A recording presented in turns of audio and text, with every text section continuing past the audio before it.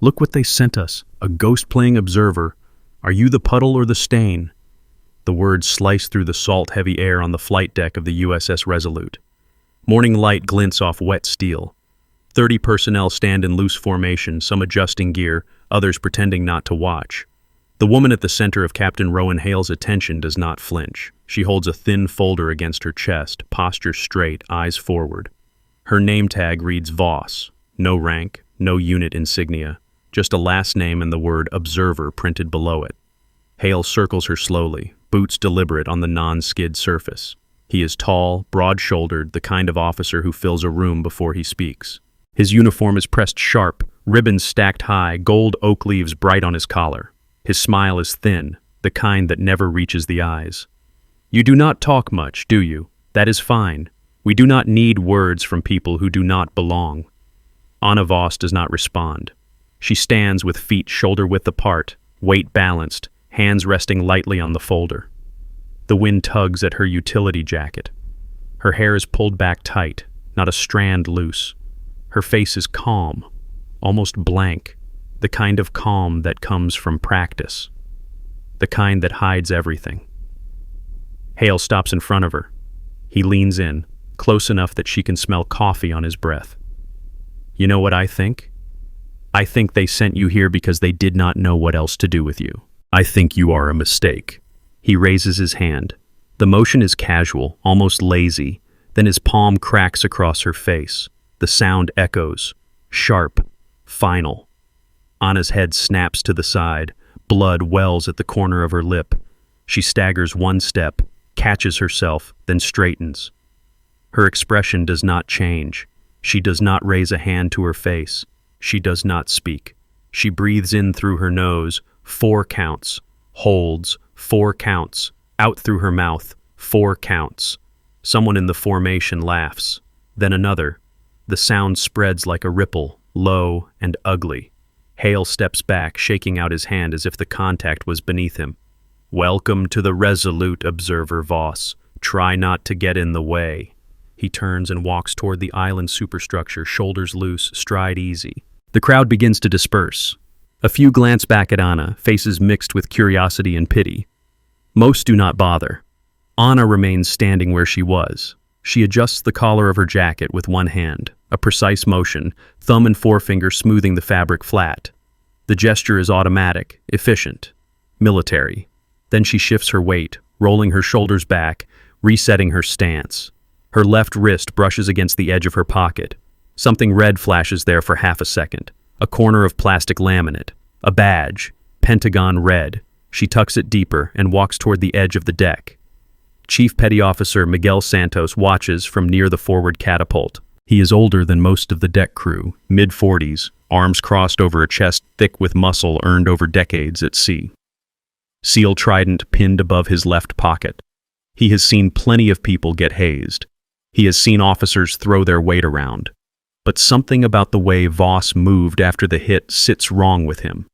She did not stumble. She reset, like a fighter who took a punch and was already calculating the next exchange. He makes a mental note and goes back to supervising the line crew.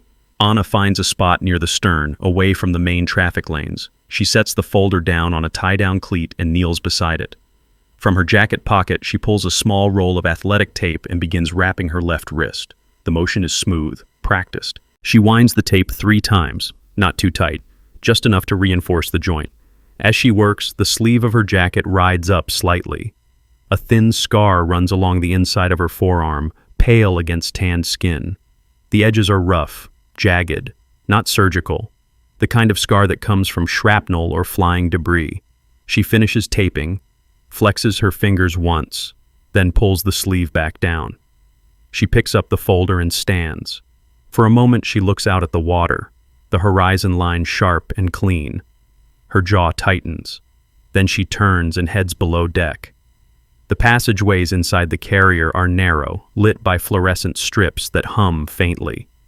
Sailors move past her in both directions, some nodding, some ignoring her entirely. Anna navigates without hesitation, turning left at a junction, descending a ladder well, moving through the maze of corridors like she has walked them before. She stops at a hatch marked Technical Operations and pulls it open. Inside, The space is cramped, filled with racks of servers and communication equipment.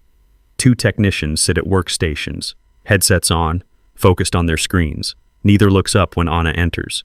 She moves to an empty terminal in the corner, sets the folder down, and logs in using a generic guest account. The screen flickers to life. She opens a file directory, scrolls through a list of logs, then stops. Her fingers hover over the keyboard for a moment. Then she types a command string, fast and sure. A logo flashes on the screen, white letters on black. Valor Ghost. It blinks once, then disappears. The terminal resets to the login screen. Anna logs out, closes the folder, and leaves. Miguel Santos is still on deck when she emerges. He is talking to a junior officer near the aircraft elevator, pointing at something on a maintenance checklist. Anna walks past them without making eye contact. Miguel glances at her, then back at the checklist, but his attention is split. He finishes the conversation quickly and follows her at a distance. She stops near a stowage locker and opens it, pulling out a mop and bucket. She fills the bucket from a nearby spigot and begins cleaning a section of the deck.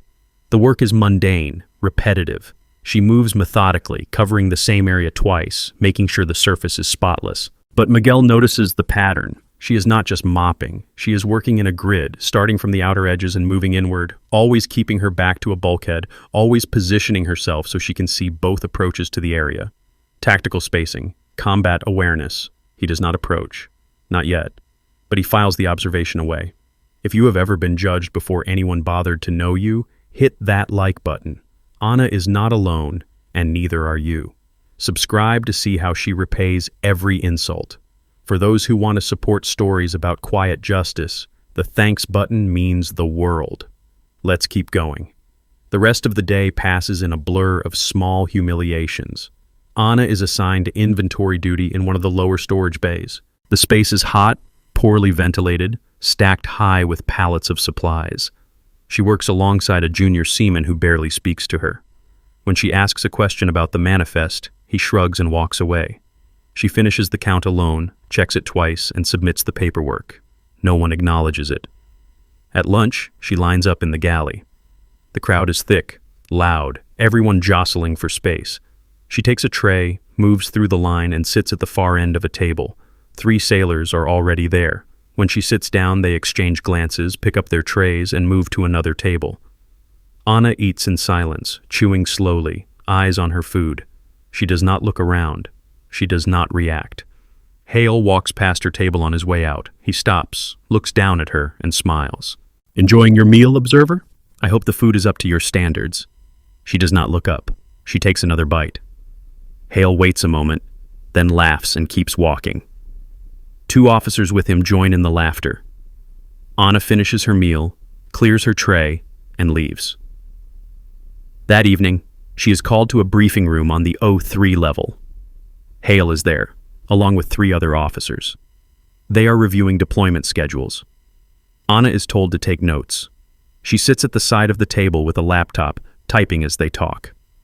Hale speaks for most of the briefing, outlining changes to the flight schedule, reassignments for deck crews, updates on maintenance priorities. He does not address Anna directly. He acts as if she is not there. At one point, he makes a joke about a previous observer who could not handle the workload and requested a transfer after 2 weeks. The other officers laugh. Anna keeps typing. She does not miss a word. When the briefing ends, Hale stands and gestures to the laptop. "Send that summary to my office by 2200. Do not be late." Anna nods once. She closes the laptop, stands, and leaves. Miguel is waiting in the passageway outside. He leans against the bulkhead, arms folded, expression neutral. When Anna steps out, he straightens. "You got a minute?" Anna pauses, then nods. Miguel glances around, making sure no one is within earshot. "You handled yourself pretty well today. Most people in your position would have caved by now." Anna does not respond. She waits. Miguel studies her for a moment. "I have been doing this a long time. I can read people. You are not what you seem." Anna's expression does not change. "I am just an observer." Miguel almost smiles. "Sure you are." He pushes off the bulkhead and starts walking. "If you need anything, come find me. I work with the deck crews, usually near Cat 2. Anna watches him go, then continues down the passageway. She spends the next hour in her berthing compartment, a small rack in a crowded space shared with 6 other women. The lights are dim. Most of the other occupants are already asleep or on watch. Anna pulls a privacy curtain across her rack, sits cross-legged on the thin mattress, and opens the laptop. She types the briefing summary from memory, adding exact timestamps and direct quotes. When she is finished, she reviews it twice, then attaches it to an email and sends it to Hale's address. Then she opens a second window. She types a different command string, one that bypasses the normal network routing. A login prompt appears. She enters a 16-digit code. The screen goes black for 3 seconds, then displays a single line of text. Access restricted. Authentication required. Anna pulls a small card from her pocket. The card is red, laminated, with a magnetic strip on the back and a holographic seal in the corner. Pentagon issue. High-level clearance. She swipes it through a reader attached to the laptop. The screen flickers.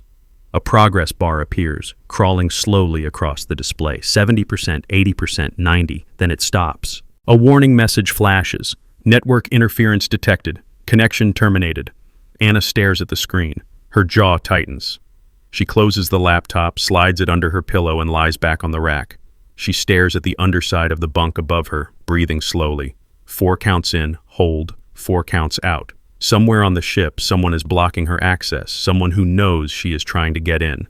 She closes her eyes. Not yet, not time. Morning comes early. The overhead lights flicker on at 5:30 a.m. Anna is already awake. She has been for an hour. She dresses quickly, ties her boots, and heads to the head to wash her face. The mirror shows a faint bruise along her cheekbone, purple edging into yellow.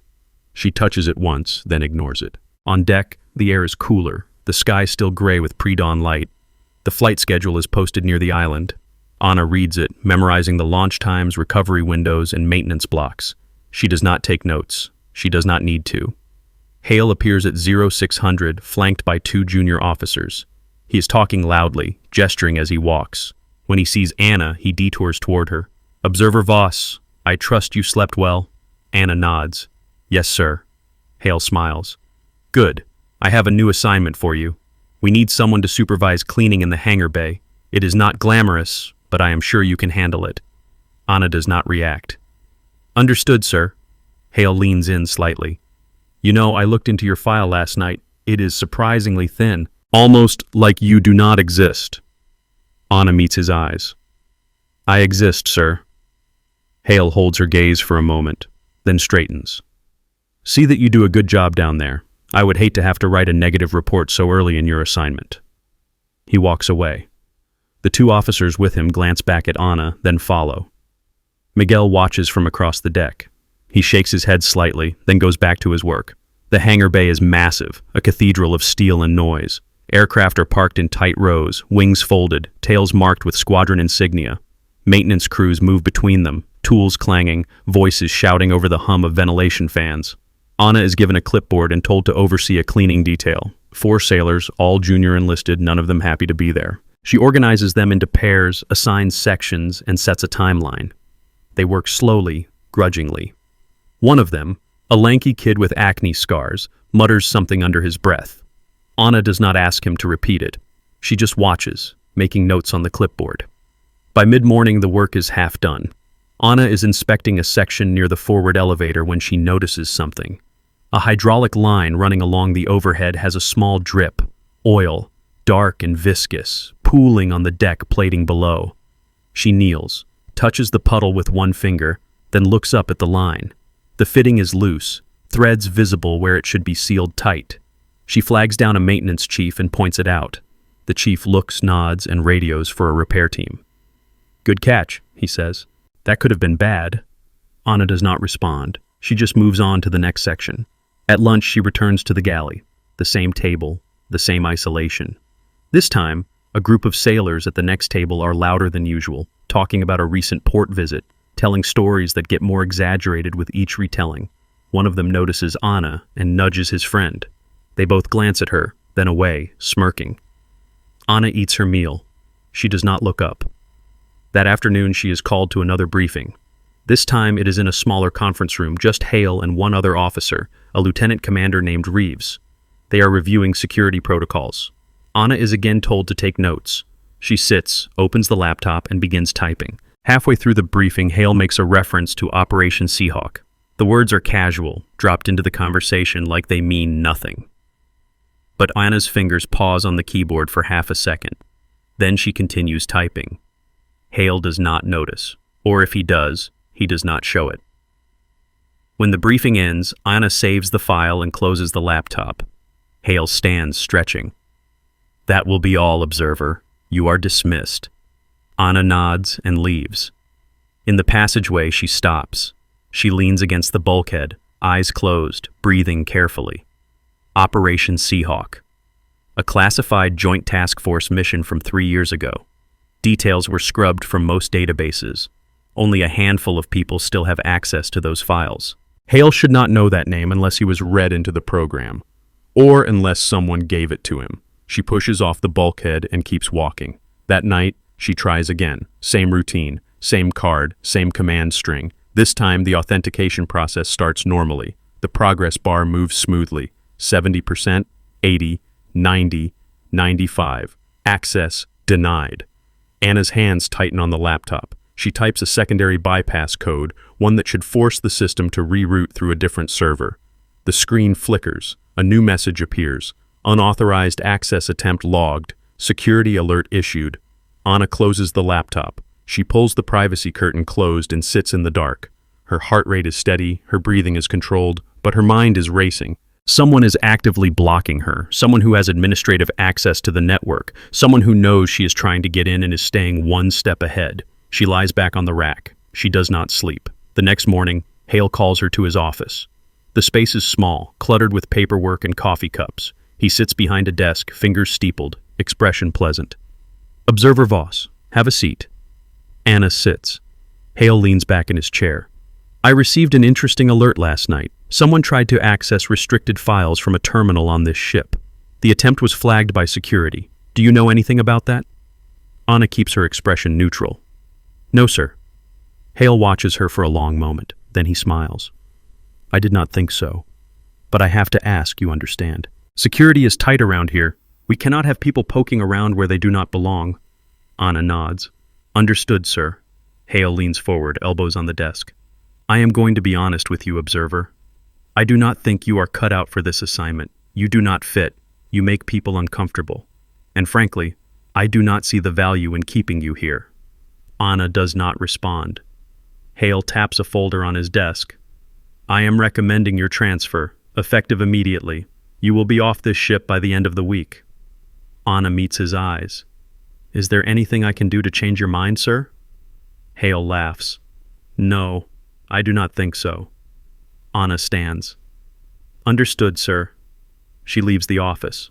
The door closes behind her with a soft click. Miguel is waiting in the passageway. He sees the look on her face and steps forward. What happened? Anna does not stop walking. I am being transferred. Miguel follows her. On whose authority? Anna glances at him. Hale. Miguel curses under his breath. That is not right. You did not do anything wrong. Anna stops and turns to face him. It does not matter. Miguel studies her for a moment, then he lowers his voice. You are not just an observer, are you? Anna does not answer. Miguel nods slowly. I thought so. He glances around, making sure they are alone. If you need help, I am in. Whatever this is, I am in. Anna looks at him for a long moment. Then she nods once. Meet me in Tech Ops at 2300. Come alone. Miguel nods. I will be there. Anna turns and walks away. The rest of the day drags. Anna goes through the motions, finishing her assigned tasks, avoiding eye contact, keeping her head down. She does not eat lunch. She does not talk to anyone. At 2200, she returns to her berthing compartment, changes into a plain gray t-shirt and cargo pants, and waits. At 2255, she leaves. The passageways are quiet, most of the crew either on watch or asleep. She moves quickly, taking a route that avoids the main corridors, using service ladders and maintenance hatches. She reaches Tech Ops at exactly 2300. Miguel is already there. He stands near the door, arms crossed, expression wary. When Anna enters, he straightens. What is this about? Anna closes the door and locks it. She moves to the terminal in the corner and powers it on. I need your help with something. But first, you need to understand what you are getting into. Miguel steps closer. Try me. Ana pulls the red card from her pocket and sets it on the desk. Miguel stares at it. His eyes widen slightly. That is Pentagon clearance. Top level. Ana nods. I am not an observer. I am Commander Ana Voss. I was declared killed in action 2 years ago, but I am not dead. I am here because someone on this ship is selling classified information, coordinates, deployment schedules, operational plans, and I am going to prove it. Miguel is silent for a moment, then he exhales slowly. Holy cow. Ana taps the keyboard, bringing up the login screen. I have tried to access the secure network twice. Both times, I was blocked. Someone with high-level access is interfering. I need you to help me get around them. Miguel rubs his jaw. You are asking me to commit about a dozen violations of military law. Ana looks at him. I am asking you to help me catch a traitor. Miguel holds her gaze. Then he nods. All right. What do you need? Ana gestures to the terminal. I need a secondary access point, something off the main network. Can you get me into the backup server? Miguel thinks for a moment. Maybe. There is a maintenance terminal in the engineering section. It is not connected to the main network, but it has access to the backup logs. If someone was covering their tracks, they might not have thought to scrub those. Ana nods. Show me. They move through the ship in silence, sticking to the shadows, avoiding patrols. Miguel leads her down 3 levels, through a series of narrow passageways, until they reach a hatch marked Auxiliary Systems. He pulls it open, and they step inside. The space is cramped, filled with pipes and conduits. A single terminal sits on a metal shelf, screen dark. Miguel powers it on, then steps back. It is all yours. Ana sits down and begins typing.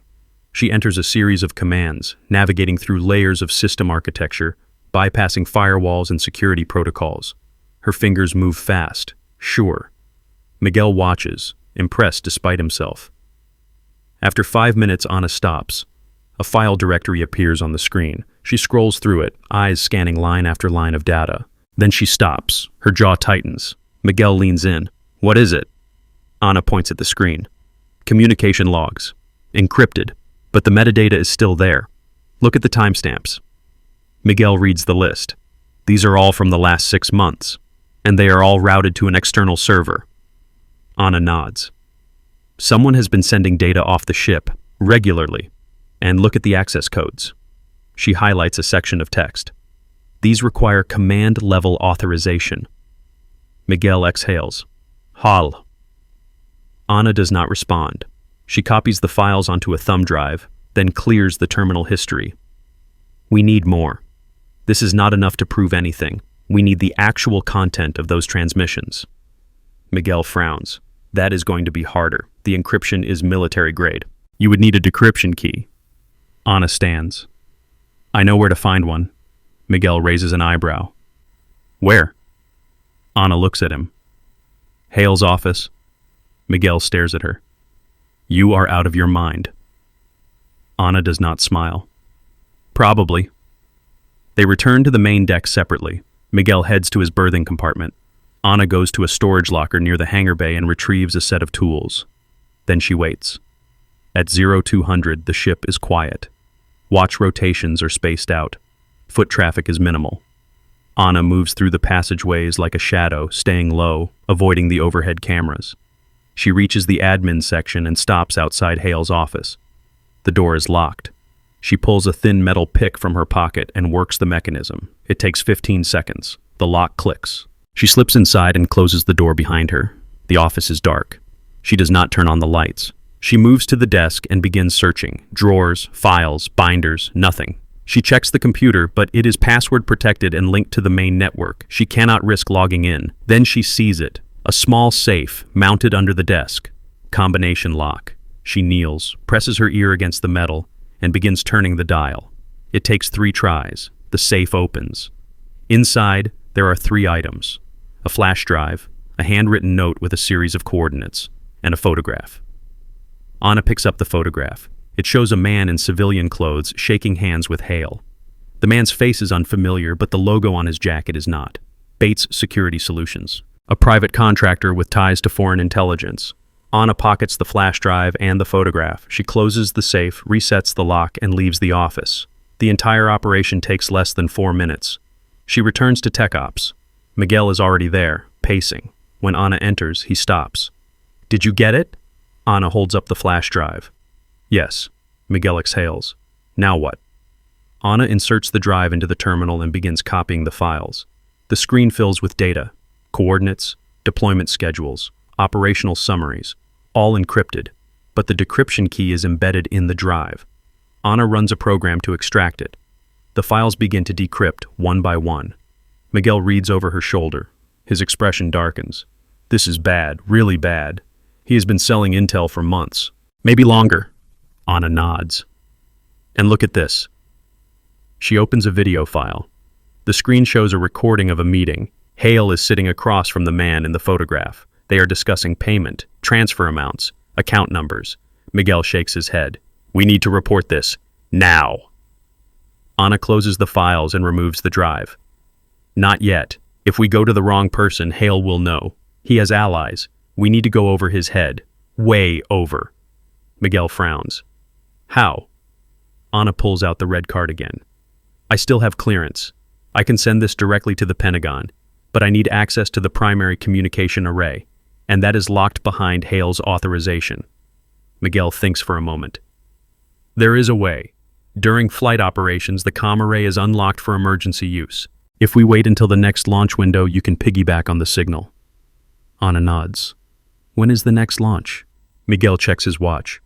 0600. 3.5 hours. Anna stands. "Then we wait." They leave Tech Ops and split up. Anna returns to her rack, but she does not sleep. She lies in the dark, running through the plan in her head, checking for weaknesses, anticipating problems. At 0530, she gets up and dresses. She pockets the flash drive and the red card, then heads to the flight deck. The deck is already busy. Aircraft are being moved into position. Deck crews are running pre-flight checks. Anna stays on the periphery, watching. Miguel is near the catapult, coordinating with the launch officer. He catches her eye and nods once. At 0555, the first aircraft is hooked to the catapult. The launch officer raises his arm. The pilot salutes. The catapult fires, and the jet screams down the deck, lifting into the gray morning sky. Anna moves. She slips into the island superstructure, climbs 2 levels, and enters the communication center. The space is crowded with operators, all focused on their screens. No one notices her. She moves to an auxiliary terminal, logs in using the red card, and inserts the flash drive. She uploads the files, attaches a priority flag, and sends the transmission directly to a secure Pentagon address. The progress bar crawls across the screen. 50%, 70, 90, transmission complete. Anna logs out, removes the drive, and leaves. She is back on the flight deck in less than 2 minutes. Miguel is waiting near the island. He does not say anything. He just nods. Anna nods back. Then the alarm sounds. A harsh electronic wail that cuts through the noise of the flight deck. Everyone freezes. The overhead speakers crackle to life. "All personnel stand by for emergency security alert. Unauthorized network access detected. All terminals are being locked down pending investigation." Anna's stomach tightens. Miguel looks at her, eyes wide. They know. Anna does not respond. She just turns and walks toward the edge of the deck. She needs to disappear. She needs time. But Hale is already there. He steps out from behind a parked aircraft flanked by 2 security officers. His face is calm, but his eyes are hard. "Observer Voss, we need to talk." Anna stops. She does not run. She does not reach for a weapon. She just stands there, hands at her sides, breathing slowly. Hale steps closer. "You have been busy, snooping around, accessing files you have no business touching. That ends now." Anna meets his eyes. "I was doing my job." Hale laughs. "Your job? You do not have a job. You are nobody, a ghost, and ghosts do not get to play hero." He raises his hand, the same hand that struck her before. Anna does not flinch. She does not move. She just watches him. And then Miguel steps between them. "That is enough, sir." Hale glares at him. "Stand down, Chief." Miguel does not move. "No, sir. I will not." Hale's face reddens. "You are making a mistake." Miguel crosses his arms. "I have made plenty of mistakes, sir. This is not one of them. Hale looks from Miguel to Ana, then back. His jaw tightens, then he gestures to the security officers. Detain them both. Charge them with unauthorized access and insubordination. The two officers step forward. One reaches for Ana's arm. She does not resist. She lets him take her wrist. But as he pulls her forward, her jacket sleeve rides up. Just an inch. Just enough. Miguel sees it. A strip of medical tape covering something on her shoulder. And beneath the tape, the edge of black ink. A design. Familiar. His eyes widen. He opens his mouth to speak, but the words do not come. The security officer tightens his grip. Ana does not react. She just breathes. 4 counts in. Hold. 4 counts out. The screen fades to the edge of the unknown. The security officers lead Ana and Miguel down 2 levels, through a narrow passageway, and into a holding compartment near the brig. The space is small, bare metal walls, a single bench bolted to the floor. One officer stays outside, the other follows them in. He gestures to the bench. Sit. Do not move. Ana sits. Miguel stands beside her, arms still crossed, jaw tight. The officer leaves, locking the door behind him. The sound of the bolt sliding home echoes in the small space. Miguel paces to the far wall, then back. This is bad. This is really bad. Ana does not respond. She sits with her hands resting on her knees, head slightly bowed, breathing steady. Miguel stops in front of her. You saw that, right? Hale is going to bury us. He has the authority, the connections. We are finished. Ana looks up at him. Her eyes are calm. Not yet. Miguel stares at her. What do you mean, not yet? We are locked in a holding cell. The files are sent, but who knows if anyone will even look at them. Hale will spin this. He will say we fabricated everything. He will... Ana raises one hand, cutting him off. The files are encrypted with a priority flag. They went directly to a Joint Special Operations Command inbox. Someone will look. Someone already is. Miguel blinks. How do you know? Ana lowers her hand. Because I sent them to Admiral Mercer. He is the one who helped me disappear 2 years ago. He is the one who has been waiting for this. Miguel sits down heavily on the bench. So we just wait? Ana nods. We wait. 20 minutes pass in silence. Then footsteps echo in the passageway. The bolt slides back. The door opens. Hale steps inside, alone. He closes the door behind him and leans against it, arms folded. His expression is calm, almost amused. Well, this is quite the mess you have made. Ana does not look at him. Miguel glares. Hale pushes off the door and steps closer. I underestimated you, observer. I thought you were just another paper pusher trying to make a name. But you are something else, are you not? Ana does not respond. Hale crouches down in front of her, bringing his face level with hers. You think sending those files changes anything? You think anyone is going to believe you over me? I have 20 years in the Navy. I have commendations. I have friends in high places. You are nobody. A ghost. And ghosts do not testify. Ana lifts her head slowly. She meets his eyes. I am not a ghost. Hale smiles. Sure you are. You even have the file to prove it. Killed in action. Buried with honors. Your name is on a wall somewhere. You do not exist. Ana's voice is quiet, steady. I exist enough to ruin you. Hale's smile fades. He stands, towering over her. You have no idea who you are dealing with. Ana stands as well. She is shorter than him by 6 inches, but she does not look away. I know exactly who you are, Captain. You are a traitor, and traitors always fall. Hale's hand shoots out, grabbing the front of her jacket. He yanks her forward, his face inches from hers. You want to play hero? Fine, but heroes die. Miguel lunges forward, shoving Hale back. Get your hands off her! Hale stumbles, catches himself, then turns on Miguel. You are making this worse for yourself, Chief. Miguel steps between them again. I do not care. Hale's jaw tightens. He reaches for his radio, but before he can key it, the overhead speakers crackle to life. Captain Hale, report to the bridge immediately. Captain Hale, report to the bridge immediately. Hale pauses. He looks from Miguel to Ana, then back. This is not over. He leaves, slamming the door behind him. The bolt slides home again. Miguel exhales slowly. That guy is unhinged. Ana sits back down. He is scared. Scared people make mistakes. Miguel looks at her. You really think someone is coming? Ana nods. I know they are. Another 10 minutes pass. Then the overhead speakers crackle again, but this time the voice is different, crisper, more authoritative. All personnel report to the flight deck for mandatory formation. All personnel report to the flight deck immediately. Miguel frowns. What is this? Ana stands. This is it.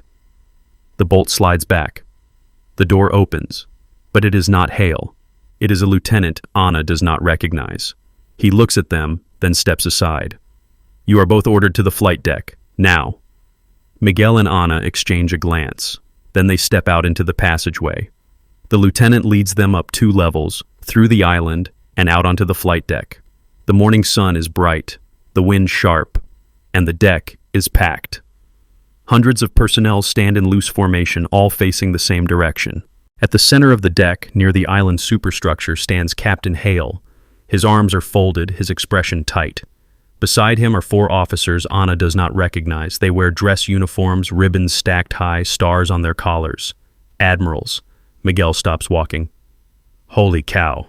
Ana keeps moving. She walks through the formation, threading between sailors until she reaches the front. Hale sees her and straightens. His face goes pale. One of the admirals steps forward. He is older, mid-60s, gray hair cropped short, eyes sharp. He looks at Ana, then nods once. Commander Voss? The crowd goes silent. The name ripples through the formation like a shockwave. Commander, not observer. Commander. Hale steps forward. Admiral Mercer, I do not know what she told you, but... Mercer raises one hand, cutting him off. Captain Hale, you are relieved of duty, effective immediately. Hale's face flushes. On what grounds? Mercer gestures to one of the other admirals. The man steps forward, holding a tablet.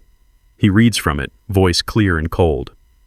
You are charged with unauthorized disclosure of classified information, conspiracy to commit espionage, accepting bribes from foreign entities, obstruction of justice, and conduct unbecoming an officer. Evidence has been submitted to the Office of Naval Intelligence and the Department of Justice. You are under arrest. Hale shakes his head. This is nonsense. You cannot prove any of that. Mercer nods to another officer. The man steps forward, holding a portable projector. He sets it on an equipment cart and aims it at the side of the island superstructure. The image flickers to life. A video. Hale sitting across from a man in civilian clothes.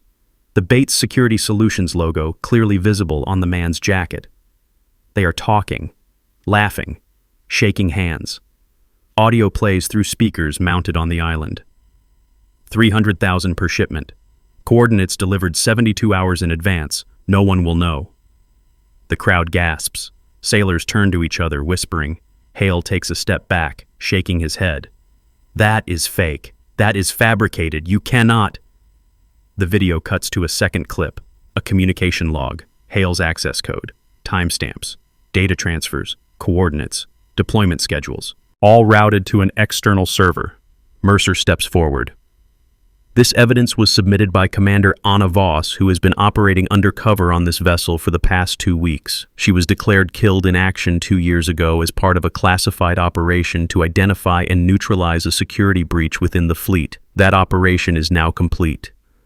The crowd erupts, voices rise, sailors point. Hale looks around wild-eyed.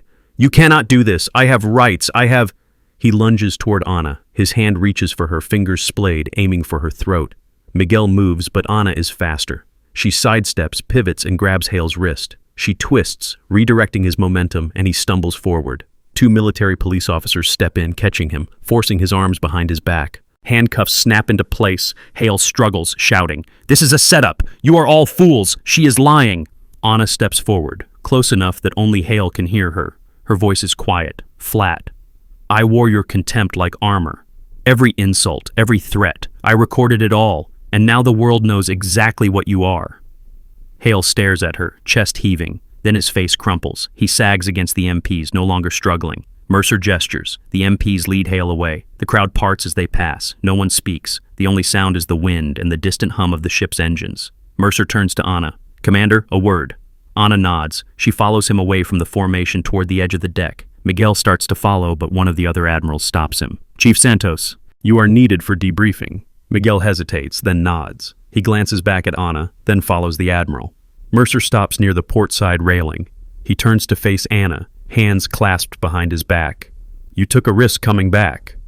Anna nods. It was the only way. Mercer studies her for a moment. How long have you known it was Hale? Anna looks out at the water. I suspected for 6 months. I confirmed it 3 weeks ago when I intercepted a communication between him and a contractor. I could not prove it without getting close, so I asked you to place me here. Mercer nods. And the declaration of death? Anna's jaw tightens. Necessary. If Hale thought I was alive, he would have run. Or worse, he would have had me killed for real. Mercer is silent for a moment. Then he reaches into his jacket and pulls out a small envelope. He hands it to Anna. This came through secure channels 2 hours ago. It is for you. Anna takes the envelope. It is sealed, marked with a red wax stamp. The insignia is unfamiliar. She looks at Mercer, but he just nods. Open it later, in private. Anna tucks the envelope into her jacket. What happens now? Mercer looks back at the formation. The crowd is dispersing, sailors returning to their duties, voices low and uncertain. Now we clean up the mess. Hale had contacts, allies, people who helped him, knowingly or not. We will find them. We will remove them. And we will make sure this never happens again. Anna nods. And me? Mercer looks at her. That depends. Do you want to stay dead? Anna is quiet for a long moment. Then she shakes her head. No, I want my life back. Mercer smiles slightly. Then you will have it. But it will take time, paperwork, hearings. You will need to testify. Are you ready for that? Anna meets his eyes. I have been ready for 2 years. Mercer nods. Good. Report to my office at 1400. We have a lot to discuss. He turns and walks away. Anna stands alone at the railing, looking out at the horizon. The sun is higher now, the sky clear. She takes a deep breath, holds it, then lets it out slowly. Behind her, footsteps approach. She turns. Miguel is there, hands in his pockets, expression uncertain. So, Commander? Anna almost smiles. Chief. Miguel shakes his head. I should have known. The way you moved, the way you handled yourself. I knew something was off. Anna tilts her head. And yet you helped me anyway. Miguel shrugs. I do not like traitors, and I do not like bullies. He pauses. For what it is worth, you did the right thing. Anna nods. Thank you. Miguel extends his hand. Anna takes it. They shake once, firm and brief. Miguel steps back. If you ever need backup again, you know where to find me. Anna nods. I will remember that. Miguel turns and walks away. Anna watches him go, then looks back at the water. She reaches into her jacket and pulls out the envelope. She breaks the seal and unfolds the paper inside. The message is short, typed in block letters. Tower 4 sends regards. New coordinates attached. Priority Alpha. Respond within 72 hours. Anna folds the paper and tucks it back into her jacket. She looks out at the horizon again. The wind tugs at her hair. Her face is calm, but her eyes are sharp. Justice is not loud. It is patient. She turns and walks back toward the island. The next 3 hours are a blur of debriefings, statements, and paperwork.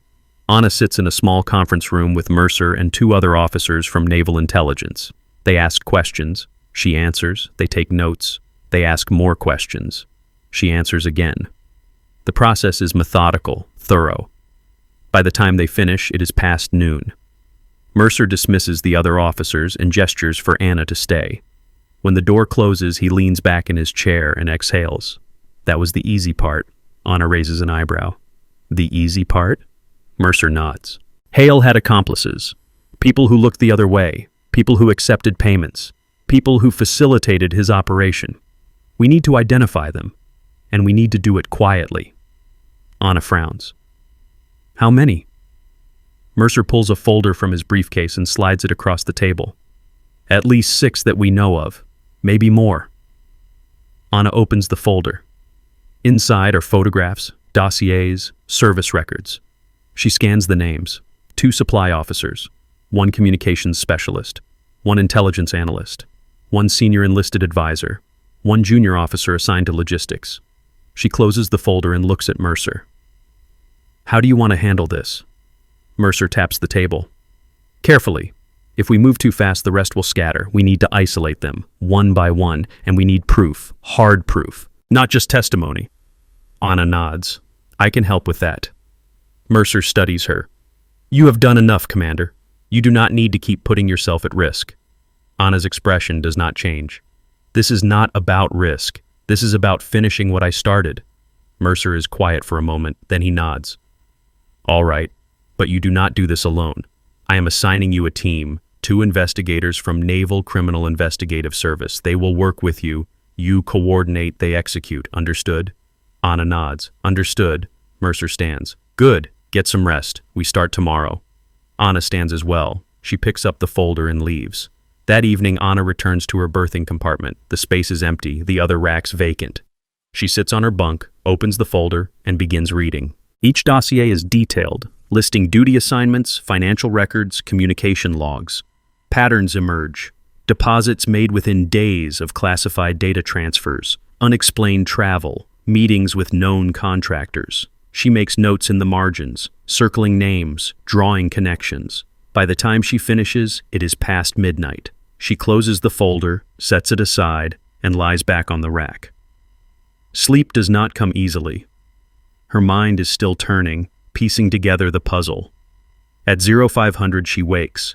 She dresses, grabs the folder, and heads to the galley. The space is nearly empty, just a few sailors grabbing breakfast before their shifts. Anna takes a tray, fills it with scrambled eggs and toast, and sits at a corner table. She eats slowly, eyes on the folder, reviewing the notes she made the night before. Miguel appears at 0530. He spots her, grabs his own tray, and sits down across from her. You look like you did not sleep. Anna glances up. I did not. Miguel forks a bite of eggs. Still working? Anna nods. Hele was not alone. We need to find the others. Miguel chews, swallows, then leans forward. How can I help? Anna looks at him for a moment. Then she slides the folder across the table. Read this. Tell me if you recognize any patterns. Miguel opens the folder and begins reading. His expression darkens as he turns the pages. After 5 minutes, he closes it and pushes it back. These people have been right under our noses the whole time. Anna nods. And no one suspected. Miguel taps the folder. What is the plan? Anna leans back. Surveillance, documentation, we watch them, we record everything, and when we have enough, we move. Miguel nods. When do we start? Anna checks her watch. Now. You have watched Anna take down a traitor, but the fight is not over. If you want to see her hunt the rest of the network, hit that subscribe button. Share this story with someone who believes in justice. The next mission starts soon. For the next 2 days, Anna and Miguel work in tandem with the NCIS investigators. They monitor communications, track movements, document meetings. They are careful, methodical. They do not tip their hand. One by one, the pieces fall into place. The supply officer is caught accepting a cash payment from a contractor in a parking lot off base. The transaction is recorded on body cameras worn by plainclothes agents. He is arrested within the hour. The communications specialist is identified through message logs that show encrypted transmissions sent to the same external server Hale used. A warrant is issued. His workspace is searched. Decryption keys are found hidden in a false bottom of his locker. He is taken into custody before his shift ends. The intelligence analyst is harder. She is careful, cautious. But Anna notices a pattern. Every time classified briefings are scheduled, the analyst accesses files she has no reason to view. Files outside her clearance level. Anna flags the behavior. The investigators set a trap. They feed false information into the system, marking it with a digital watermark. Within 24 hours, the false information appears in a communication sent to an external address. The analyst is arrested during her morning commute. The senior enlisted advisor tries to run. He submits transfer paperwork citing family emergency, but the paperwork is flagged. MPs intercept him at the gate. A search of his vehicle reveals a laptop containing copies of classified documents, financial records showing offshore accounts, and a burner phone with messages to known foreign operatives. He is detained without incident. The junior logistics officer is the last. He is young, nervous, easy to pressure. Anna and Miguel corner him in a storage bay during a late shift. Miguel blocks the exit. Anna stands in front of him, arms folded. "We know what you did." The officer stammers, "I do not know what you are talking about." Anna pulls out a tablet and shows him a series of photographs. Him meeting with a contractor. Him accepting an envelope. Him accessing files he should not have touched. "You have two choices. You cooperate, and maybe you get a deal. Or you stay silent, and you go down with the rest." The officer's face crumbles. "I did not want to. He said if I did not help, he would ruin my career. He said," Anna cuts him off, "Save it for the interrogation. Right now, you are going to write down every name, every meeting, every transaction. You are going to give us everything." The officer nods, hands shaking. Miguel hands him a pen and paper. He starts writing. By the end of the week, all 6 accomplices are in custody. The evidence is overwhelming. Confessions, documents, financial records, communication logs. The network is dismantled. Mercer calls Anna into his office. He is standing by the window, hands behind his back, looking out at the water. When Anna enters, he turns. "It is done." Anna nods. "Yes, sir." Mercer gestures to a chair. Anna sits. Mercer sits across from her, elbows on the desk. "You did good work, Commander. Better than I expected." Anna does not respond. Mercer leans back. "The Secretary of the Navy has been briefed. The Joint Chiefs have been briefed. Everyone agrees. This stays classified. The public does not need to know how close we came to a catastrophic breach." Anna frowns. "So no one is held accountable publicly?" Mercer shakes his head. "They will be held accountable. Court-martial, dishonorable discharge, prison time, but it will be done quietly. That is how these things work." Anna's jaw tightens. "And the families of the sailors who died because of Hale's intel leaks? Do they get closure?" Mercer's expression softens. "They will be told their loved ones died in the line of duty, which is true, but they will not be told the details. That is classified." Anna looks away. "That does not sit right." Mercer nods. "I know, but it is the reality. We protect the mission. We protect the institution, even when it hurts." Anna is silent for a long moment. Then she looks back at Mercer. "What happens to me now?" Mercer pulls another folder from his desk and slides it across. "You have options. You can return to active duty, full reinstatement, back pay, promotion to 05 if you want it, or you can retire with full honors, medical discharge, pension, benefits, your choice." Anna opens the folder. Inside are 2 sets of orders, one reassigning her to a training command stateside, the other processing her discharge. She stares at them for a long time. Then she closes the folder. "I need time to think." Mercer nods. "Take all the time you need." Anna stands. She picks up the folder and turns to leave. Then she stops. "Admiral, can I ask you something?" Mercer looks up. "Of course." Anna turns back. "Why did you help me 2 years ago? Why did you agree to fake my death?" Mercer is quiet for a moment. Then he stands and walks to the window again. "Because you were right, and because no one else was willing to do what needed to be done. You put everything on the line, your career, your life, your identity. That takes courage, and courage should be rewarded, not punished." Anna nods slowly. "Thank you, sir." Mercer turns and nods.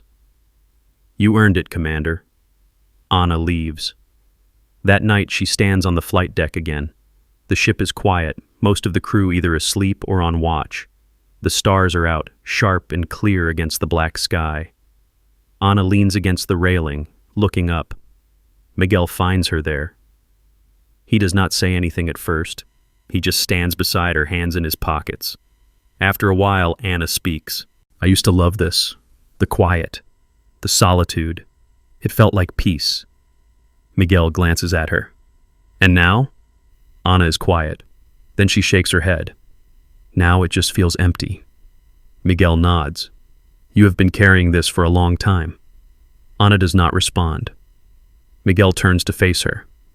"What are you going to do?" Anna looks at him. "I do not know yet."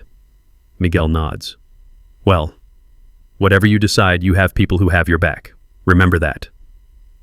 Anna almost smiles. "I will." Miguel steps back. "Get some rest, Commander. You earned it." He walks away. Anna watches him go, then turns back to the railing. She reaches into her jacket and pulls out the envelope from Mercer, the one with the coordinates. She unfolds the paper and reads the message again. Tower 4 sends regards. New coordinates attached. Priority Alpha. Respond within 72 hours. She stares at the coordinates. A location in the South China Sea. No additional context. No mission brief. Just coordinates and a priority code. She folds the paper and tucks it back into her jacket. Then she looks out at the water. The horizon is dark, endless. She takes a deep breath and holds it. Then she lets it out slowly. Justice is not loud. It is patient. And the hunt is not over. 3 days later, Anna stands in Mercer's office again. She holds the folder with her orders. She has made her decision. Mercer looks at her, waiting. Anna sets the folder on the desk. I am staying. Mercer nods. Active duty? Anna nods. Yes, sir, but not training command. I want field assignment. Operational. Mercer raises an eyebrow. You have been through a lot, Commander. Are you sure? Anna meets his eyes. I am sure. Mercer is quiet for a moment. Then he nods. All right, I will make it happen. He pauses. There is one more thing. He pulls the envelope from his desk and sets it in front of Anna. The coordinates. Have you thought about them? Anna nods. I have. Mercer taps the envelope. This is not an official mission. It is off-book. Deniable. If you go alone. No support, no backup. Just you and whatever resources you can scrape together. Anna picks up the envelope. What is the target? Mercer leans back. We do not know. All we have are the coordinates and a tip from a source inside Tower 4. Whoever they are, they have been feeding us intelligence for 2 years. Good intelligence. Reliable. But we have never met them. Never verified their identity. This is their first direct request. Anna frowns. Request for what? Mercer's expression is grave. Extraction. They say their cover is blown. They need out, and they will only deal with you. Anna stares at him. Why me? Mercer shakes his head. They did not say, but they were very specific. Commander Anna Voss. No one else. Anna is silent for a long moment. She turns the envelope over in her hands, feeling the weight of the paper, the sharp edges of the seal. Her mind cycles through possibilities, scenarios, threats. Then she folds the envelope and tucks it into her jacket. When do I leave? Mercer looks at her. His expression is measured, careful. Are you sure about this? Anna nods. I am sure. Mercer stands. Then you leave tomorrow. There is a transport waiting at Naval Air Station Oceana. It will take you to Okinawa. From there, you are on your own. Anna stands as well. Understood, sir. Mercer extends his hand. Anna takes it. They shake once. His grip is firm, the handshake of a man who has sent too many people into uncertain futures. Mercer's voice drops slightly. Good luck, Commander. Anna nods. Thank you, sir. She turns and leaves. The door closes behind her with a soft click. The finality of it echoes in the empty corridor. The next morning, Anna boards the transport. She carries a single duffel bag, packed light, tactical gear, medical supplies, communications equipment. No uniform, no identification, just the essentials. She finds a seat in the rear of the cargo bay, away from the crew, and settles in for the long flight. The flight is long, uneventful. Anna sleeps in short bursts, waking every hour to check her surroundings. The rhythmic drone of the engines becomes white noise. She dreams in fragments, faces she cannot place, voices she cannot understand. When the transport lands in Okinawa, she disembarks and heads to a safe house on the outskirts of the base. The location was included in the envelope. A small apartment, sparsely furnished, stocked with supplies. She spends the next 12 hours preparing. She reviews the coordinates, cross-referencing them with satellite imagery. The location is a small island, uninhabited, heavily forested, no structures, no roads, no obvious reason for anyone to be there. She studies the terrain, memorizing contours, identifying potential landing zones, marking hazards. She runs scenarios in her head, planning approaches, calculating risks. She packs her gear, checks her weapons, and maps out an approach. Each item is placed with precision. Each weapon is tested, cleared, loaded. Then she sleeps. 4 hours, deep and dreamless. At 0400 she wakes. She dresses in dark, tactical clothing, straps on her gear, and leaves the safe house. A small fishing boat is waiting at the dock, as promised. The captain is an older man, weathered and silent. His face is lined with decades of sun and salt. He nods once when Anna boards, then starts the engine. No questions, no small talk, just the job. The crossing takes 3 hours. The sun is just beginning to rise when the island comes into view. The captain cuts the engine and lets the boat drift. Anna pulls on a vest, checks her sidearm, and climbs over the side. The water is cold, the current strong. She swims to shore, dragging her waterproof pack behind her. Her strokes are efficient, controlled, muscle memory taking over. The beach is narrow, rocky. Anna pulls herself onto the sand and crouches low, scanning the tree line. Nothing moves. The air is still, heavy with humidity. She unzips the pack, pulls out her gear, and begins moving inland. Her boots find purchase on the uneven ground. She moves like a shadow, deliberate and silent. The forest is dense, the undergrowth thick. Anna moves slowly, carefully, staying low, using the terrain for cover. She follows the coordinates, checking her GPS every few minutes. After an hour, she reaches the location, a clearing, small, quiet. In the center, a figure sits on a fallen log, back to her. Civilian clothes, dark jacket, hood pulled up.